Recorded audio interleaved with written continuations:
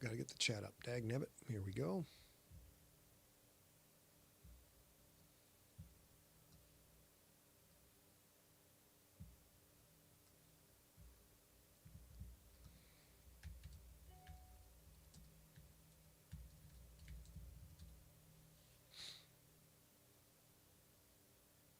We are live on Facebook. We're live on YouTube. Hello, first person to visit from Facebook. Give me a shout out in the chat room. We're live on Twitch, the Twitch. Got one on YouTube. Oh, as usual, we got a whole passel of people.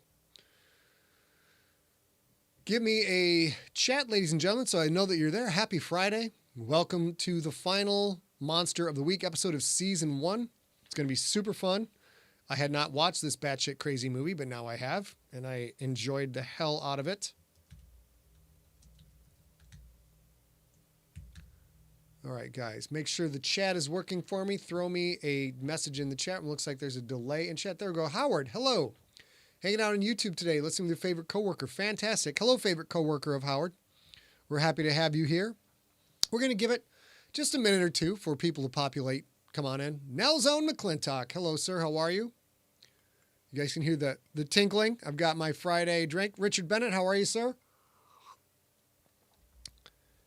I forgot to tell JD this, but he's listening. He's in the green room. He's listening. And, of course, all of your questions in the chat room, I will filter over to him, but he can't see those questions. So if you do ask a question, just be patient. And, man, I hope everybody got a chance to watch this movie if you haven't seen it already. You can see from the GIFs we've got up on the introduction screen. It's just nuts. It's just bonkers. Richard, I am drinking scotch. I can't remember. It's Macallan 12. That is my big boy drink. That's what we give ourselves. I give myself that every Friday for this show to celebrate the week done. And it's been a bonkers week. A ton of work got done this week. Hello, Kyle. Welcome. Got a ton of work done, but it came at a powerful cost. I was just over at Mysterious Galaxy Books signing about 200 copies of Mount Fitzroy. Don't forget, you guys, you want to get that, you can get that. ScottSigler.com/shop or go to mysteriousgalaxy.com. Yes, Richard is very yummy. All right, we are at 4:01. As soon as it clicks on 4:02, we're going to go live. We still got people filtering in. Hello, AB. How are you? I know you are because we live in the same house. It's like cheating. All right. Ollie Kirby from Australia. Hello. Lonely Bob on Twitch. Krampus is very scary. Ladies and gentlemen, here we go. Let's go live. 3, 2, 1. Hello, everyone. And while I talk to you, of course, the camera's a little goofy. So we're just going to do this. We're going to pretend like we haven't started yet. That's how we do things. Switch to that. Switch back to this. OBS is wonderful software, but it has a few quirks. Go to main. Hello, everyone. Happy Friday. It's the Christmas season. We have a Christmas movie to cover today and a Christmas book to cover today. But the first thing I have to show you is my ugly Christmas sweater. That's the Nutcracker sweater. It is a favorite of mine. Bruce Press asks if I got a hand Krampus from signing so many books. That sounds naughty. That sounds extremely naughty. Ladies and gentlemen, happy Friday. Welcome to the weekend. As always on Monster of the Week, what we do is we pimp books and other stuff because it's full of creators and authors. This week's guest is JD Netto. He's got his HENDERBELL book, which is a little bit of a dark tale involving Christmas. He's going to tell you all about that in a moment. As for my book, if you're going to be dancing around a winter wonderland full of snow and joy and Christmas sentiment and love for fellow man, you've got to get yourself a copy of Ancestor. Of course, that is a wintry monster tale.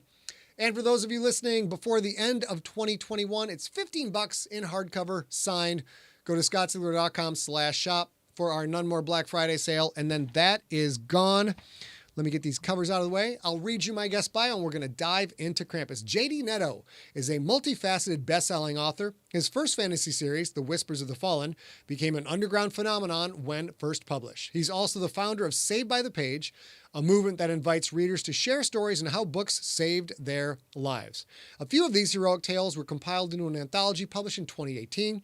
He's also known for HENDERBELL, The Shadow of St. Nicholas, a speculative fiction novel that follows the cursed bloodline of Father Christmas. His latest work, The Broken Miracle Part 1, is a fictional biography inspired by the life of acclaimed pianist Paul Cardell and his journey living with half a heart. The novel also spawned an album featuring Paul himself alongside David Archuleta, Thompson Square, Tyler Glenn, among others. Now we go to our guest screen. Oops, hold on. I got to get him to unmute. Hello, JD. Welcome to the show. Hey, brother. How are you? Good. I get all flustered. There's so much information, and even though I said I'll ask you to unmute, like, I forgot to ask you to unmute. Yeah. Here we are. Thank you for having me, man. First of all, welcome Monster of the Week. We're going to get into all the Krampus goodness in a minute here, but I would like you to tell everybody about this darkish tale, HENDERBELL. Yeah, I mean, HENDERBELL is it's a sibling story. So Enzo and Ava pretty much spend Christmas with their grandparents, only to find out that they're heirs to the throne of HENDERBELL and descendants of St. Nicholas. But they also discovered that there's a curse upon their bloodline, and there's a secret portal somewhere that will lead them to a very dark place where they get a lot of answers about their past. Okay. I had a lot of fun writing it, and I don't want to spoil anything. So won't spoil too much, but this is obviously a very Christmassy type speculative fiction story. Yes, yeah. It's at the beginning set in Massachusetts, so think very white Christmas, Hallmarky kind of vibes, but then suddenly it gets really, really, really, really dark, which is what I do. It's what I enjoy doing. So fabulous. Now I'm jealous. Now I want to write a very dark Christmas story, so that and JD, you guys also, if you look him up, you'll probably find us in the conversation. Very entrepreneurial guy, very, very much trying to find new ways to get books and stories out to people all the time. Yeah. And I know that as long as I will be alive, that I will be seeing HENDERBELL pimped at Christmas, and that warms my capitalist heart to see someone out there who's just banging away at the system. All right. And what I love when it comes to that is I get so many messages every year of people saying how HENDERBELL has become part of their Christmas tradition. It's been out for 2 years, and every year the messages just keep. There's more of an influx of them, so I love that. Yeah, maybe that's the reason so many musicians make the Christmas music, because it just keeps cycling back every year, becomes part of the season. Exactly. All right, now let's get into this bonkers flick. Of course, being the last episode of the season for Monster of the Week and so close to Christmas, of course we wanted to go for some kind of holiday themed type monster. But with that in mind, why did you pick Krampus? So I've always loved twisting the holy, if that makes sense. Like, you get something holy like Christmas or so sacred, and then you just bring that darkness to it, almost like that's why I loved writing Whispers, Lucifer. I've always loved it. And Krampus, there's something so disturbing about this creature that can punish you for being naughty. And you see these elements that are used to promote Christmas, and they're usually bright and beautiful, and they're supposed to spark joy. Suddenly they spark fear and tension, and that movie is just twisted in so many ways. I love it. I rewatched it this week for today, and I'm like, oh my God, I love this. This is so good. The ant, I love the ant. I love the analogy of that, the family in the beginning, just the strife between them, and then boom, Krampus shows up and Christmas is ruined, and I loved it. Yeah, it for so many Christmas movies, like you say, have that Hallmark feel to them, and no matter what conflicts people are going through, they kind of resolve it all at the end, and they have that wonderful Christmassy moment where they all sit down at the end, and Krampus subverts expectations to the nines, and there is no happy ending. There is no happy ending, and I think that's why even in HENDERBELL, I wanted to start in a way that you're like, is this one of those Hallmark books? But then it's like, oh, definitely not. This is wow, like very dark. And that's why I really appreciated Krampus. The beginning, you're like, all right, it looks Christmassy, but is it? Especially the opening scene. Yeah. Everybody's fighting at the store. So that's why I picked it. And the creature itself, the design, I don't know, there's something about that weird elegance. Let's talk about box office numbers. I love box office numbers. The budget for this movie Okay. was $15 million. Pretty Mhm. decent, not Yep. small, but like mid-budget movie. The box Mhm. office, it did 61 million. So 4 times budget earnings, which clearly that is a successful movie by anybody's stripe. Why do you think this movie did so well? There is an alluring element to to getting something like Christmas that's supposed to be bright and beautiful and making it dark and twisted. Mm-hmm. We crave something different. We crave mystery. We crave everything that makes us question things. And I think Krampus is very much that. And even the posters, the promos, coming from a visual standpoint, I just loved the eerie hand holding that snow globe. Mm-hmm. And even the tones that they chose, I think that the movie did well, because it's like we're so saturated with, like you said, these Hallmark type movies where everything has a solution around this time, and then boom, Krampus comes along, and there is no happy ending. Yeah. But there is a constant shadow that looms over the entire story. And I just loved seeing snowmen and cookies used as these dark elements in the story, and I had a blast watching it. And for me, they did a great job. They really did. I now, you can't see this, JD, but on the screen is a graphic of the gingerbread cookie man trying to kill someone with a bit of peppermint candy. That was He's on fire. phenomenal. And it was just the giddy voices. Seth Green was one of the voices apparently for that. It was so much fun. And now I want that one. Someday that'll be my Christmas recipe. Gingerbread cookies, set them on fire, hurry up and eat it before they absolutely destroy you. There's so many monsters in this movie. And the way the show is supposed to work, it's supposed to pick one monster, one movie, but I never really accounted for the movies that have a whole bunch of different awesome monsters. So, there's your clown, the teddy bear, TikTok, the killer robot. We saw the gingerbread man, the batshit crazy Christmas angel. Yep. And of course, Krampus. Do you have a favorite monster in this? Oh, listen, there's a scene where I don't remember her name, but the teenage girl that's just gonna go see her boyfriend in the snowstorm. When I saw Krampus hopping over the houses, and just the way he's portrayed, and the way the character moves, and the horns, hands down, he is my favorite monster.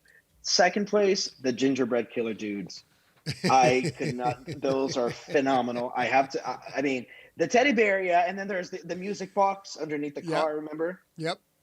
So that was interesting to see, but I think those two, unbeatable. Just super duper fun. And now here's all of those creature effects were designed by the Weta Workshop. And people who know the world of sci-fi movies and are geeks about it know who that is. But if you don't know who Weta Workshop is, they are a powerhouse New Zealand workshop, graphics effects workshop that did effects for King Kong, Black Sheep, District 9, a bunch for Avatar, The Hobbit, Blade Runner 2049. They are just huge. They're phenomenal. And they're phenomenal. How much do you think? Now, of course, this is a cheesy horror movie. It's tongue in cheek. It's meant to be cheesy. It's meant to be fun. Yep. How much of the success of this movie do you think comes down to, in the context of that cheesiness, how sweet and awesome the special effects were? Man, I love Weta. Obviously, Lord of the Rings, when I was 13, 14, I fell in love with those movies, and I just love the effects and everything. So I love their work. I follow their character design. And I do think that a huge part of why this movie was so successful is the way that the characters were created, the visuals were created. Again, seeing Krampus, seeing that gingerbread man, seeing the music box and what it did, and the visual effects were still so good. The scene that comes to mind, Krampus on the jumping over the houses, it's so well done. And obviously it helped having someone like Weta in the project, throwing in that name. I mean, you have Avatar, you have all these big names that come with that too. Right. So yeah. I thought it carried so much of the movie, even though it did. Especially with the metaphor of the Christmas bag full of presents, and it's going to be the box. Like, we're going to see a bunch of different cool stuff.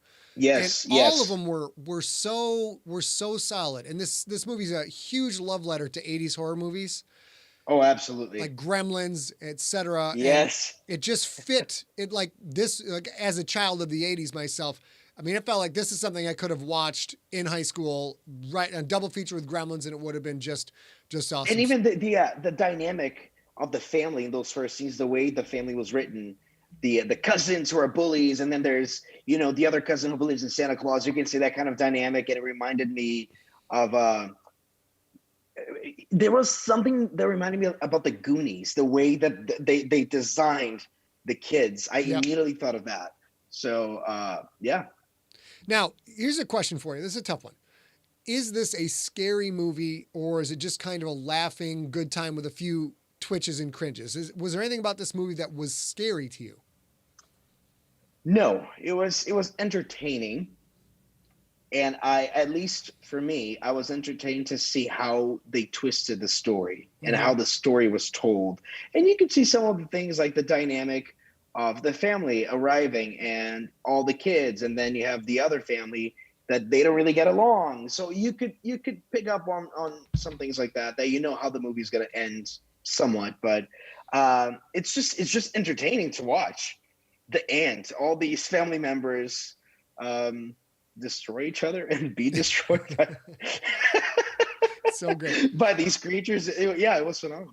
Now, as a storyteller yourself, you like the ant. You like of course that awesome scene with Krampus jumping on the roofs and all the sound design, and that was just amazing. That was like the most riveting moment of the whole thing. But from the story perspective, what were some of the moments or themes that resonated with you? Where you're like, if you had written that movie, you looked at like that was good. I like that part right there. That kind of pulled you into the Yeah, so story. as I'm an immigrant kid, so I appreciated the grandma and how the grandma knew Okay. so many secrets, but she was in her corner just observing things, and then boom, she was the one who called it and knew that Krampus was gonna show up. And I just remember there's a scene by the fireplace. She goes, "Just keep everything warm. Keep the fire hot. Keep the fire hot. Keep the fire hot." So I appreciated that. I think that was a nice way to give that character such a meaningful role, even though it wasn't as prominent as the others. Like the aunt, for example, she's very memorable because her lines are just hilarious. Yeah. There's a moment where she says, the mom goes, "Can you watch the kids?" She go, "I never liked myself even when I was a kid. I hate kids. So why would I watch the kids?" So those are memorable lines. They were never really given to the grandma, but at the end, she carried so much of the mystery in that kid writing the letter to Santa, and then It was nuts. rips the letter, and boom, Krampus is there. Yeah. I thought the thing that surprised me about the script and the way this thing flowed is they introduce the grandma. We as the viewer know obviously the grandma's not a doddering old senile fool like her son and her Yep. family all think she is. And Yep. I just expected the trope of at some point they're going to sit down with like, "Grandma, tell us about Yes. how do we beat this Yep. thing?" And she would have some formula, but that didn't happen. And what I would like you to, what I want to ask you is, as much fun as this movie is, and silly and campy and corny and cheesy and lovely, there's also a real sense of hopelessness to this movie. In that Yes. once things start to roll a certain way, you're screwed and there's nothing you can do. Did you see I that mean, look, coming when you look, watch it? so yes, I did. And when the end, right at the end, when you see where they are, Mm-hmm. can we say, like, can we spoil Spoiler it? alert, but yeah, totally. Yeah, go ahead, go crazy. When you're like, okay, they are inside a snow globe. They're already trapped by this creature. I was like, dude, what is this? Like, what are we watching right now? So I kind of noticed the pattern of hopelessness when they venture out to look for the girl. They don't find the girl. And then they get attacked. They come back. Dude's bitten. Everything begins to get worse and worse. And no electricity and the snowman. And you're like, okay, this is building up to be very tumultuous. So I gotta say, I appreciate that. Yeah. Because many times in Christmas movies, holiday movies, it's gonna end well. And I'm the kind of guy, and even as a writer, that I don't want it to be predictable. It can be corny, it can be campy, it can have all these elements, but at least to me, I don't like predictability. And it's something we were talking about before Yeah. with some movies, and how you can predict the way things are going to end. You're like, oh, this character will never die. This will never happen to this character. Before the Uh, show, JD and I were in the green room talking about Marvel movies and how enjoyable they are, but there is a specific cookie cutter template, and you can yeah. watch new characters, superheroes you've never read before, and within the first 5 minutes, you can predict Hmm. every beat. And Yes. this odd, semi profitable movie from Yeah. 2015 destroys all of it. And then the other part of it there's been more Krampus movies, but there's no trademark on the title. And there's Hmm. not been a direct sequel to this movie, which I'm stunned by, or I can't find Agreed. it. It made 4 times the budget. That's an automatic green light for anybody in Yeah. Hollywood. Do you have any guess as to why they haven't made another one with the same team? I don't know. I think that's actually a really good question. Perhaps the team didn't sign on, or because it did have all the elements for a sequel. I Mm-hmm. was curious. I really wanted to know. I wanted to see more gingerbread men. Yeah, That's of the honest course. truth here. But I don't know. Maybe and we know this. As writers, the market demand shifts so drastically sometimes, and Yeah. I think 2015 to 2016. I'm trying to think here if there was a big shift in demand for stories and products, and because I remember 2014 was more about fallen angels, the young adult movies like John Greenish, and Mhm. Oh then yeah. you know what I mean. So like then 2015, I'm trying to think here, we had Jurassic World, Krampus. It was more of that. It's So then 2016 hits. I don't know, that maybe that was it. it's super difficult to say, but you just think Hollywood, once they find something that makes even a penny of profit, they want to Mm, keep rolling with that. So that, of course, that sort of fits oddly the mystique of mm-hmm. this movie. You get to the end of this movie, you don't get a nice, neat ending. They never find the Yep. daughter. You never find They out don't. what's Yeah. going on. You realize that Yep. all their fighting throughout the whole thing was completely futile. They had no chance. Pretty much, if you want to feel hopeless around Christmas time, Yeah. just watch this movie. Yeah, if you're feeling a hopeless Christmas, this will make you feel better Yeah. because your life is not as Yeah. bad as these poor bastards. Listen, I'm dreaming of a hopeless Christmas. There you go. Great, There's great the next lyrics. song. All right, so now Krampus, of course, for those of you who don't know, and this is not a big part of American culture, and a lot of us have heard of Krampus here and there, and like I thought Krampus was a made-up thing. Some nerd made it up to be funny way back when. I've learned since that that's not the case. Krampus is a huge part of Austrian and German folklore. In Austria and southern Germany, they have Krampus runs, where grown-up men dress as Krampuses and parade through the city streets and scare children. JD, have you ever seen a Krampus? No, I have not. But now I really want to see it. And you're an immigrant kid, and where you're from, Krampus is also not a thing. No, so I was born in Brazil. I lived there until I was 12.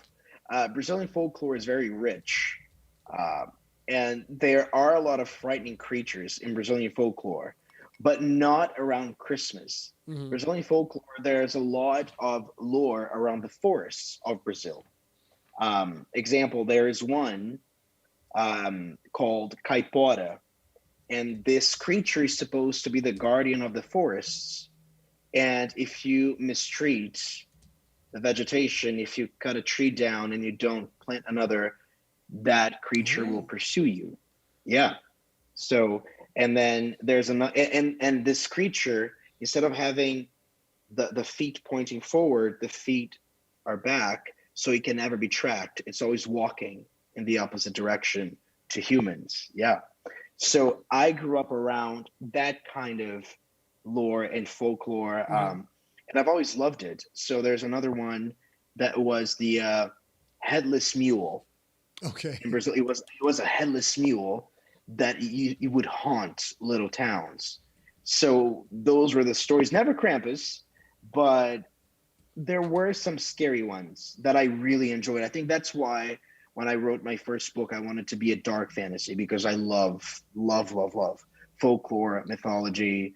I love a good twist. I love like HENDERBELL Shadow of St. Nicholas. I really wanted St. Nicholas to be this dark, complicated character. Okay. So I can enjoy that. I can appreciate it. Again, that is HENDERBELL, the book that JD is pimping, because it's a Christmas book and this is a Christmas movie. And it's all good. We have a question from the chat room. David Lamb asks, Christmas horror movie recommendations. Aside from Krampus, do you have any others?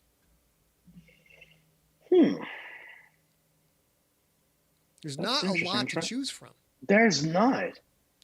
Like, if you ask me the typical Christmas movies, I have tons, but no, I can't think of any. Can you? Gremlins comes to mind. That, of course, is okay. That, yeah. And then the rest of them, like Gremlins, is an absolute gem for many reasons. But then you've got Black Christmas and movies of that sort that really have not managed to catch on at all. But I would say, as far as a double feature goes, you can watch Gremlins and then Krampus, and that's a solid 4 hours of crawling into a bottle of eggnog or bowl of eggnog and never. I loved Gremlins when I was a kid. Loved those movies. Yes, absolutely. I love them. So have you ever seen Silent Night, Deadly Night? No. That stars Bill Goldberg as Santa, and but that's more of a straight up slasher movie. Oh, I forgot about the Ginger Dead Man. There's a movie called The Ginger Dead Man, which it's not a good movie, but since you like the gingerbread guy so much, it is a murderous gingerbread man during Christmas in a classic slasher type situation. Maybe the Nightmare Before Christmas can that count for some? Yeah. Now, I appreciate that one a lot. It's so weird and twisted and yet creepy, but they want to make you believe that it's innocent. Like Tim Burton, I just love that one. He's twisted. He's a twisted dude. He is. Then there's Jack Frost. Shannon Chavaria's in the chat room. She's a huge horror buff. Have you ever seen Jack Frost, the movie about the murdering snowman? Okay, it is familiar. I'm not going to say I've seen it because I have heard of it because I have it sounds familiar to me. And how about here's Nell's own McClintock says a couple more that I haven't seen: Rare Exports and Deadly Games, aka Dial Code Santa Claus. I don't even know what that means. No, okay, I think we need to. Yeah, maybe I need to have a Christmas horror marathon. Yeah, marathon this coming week.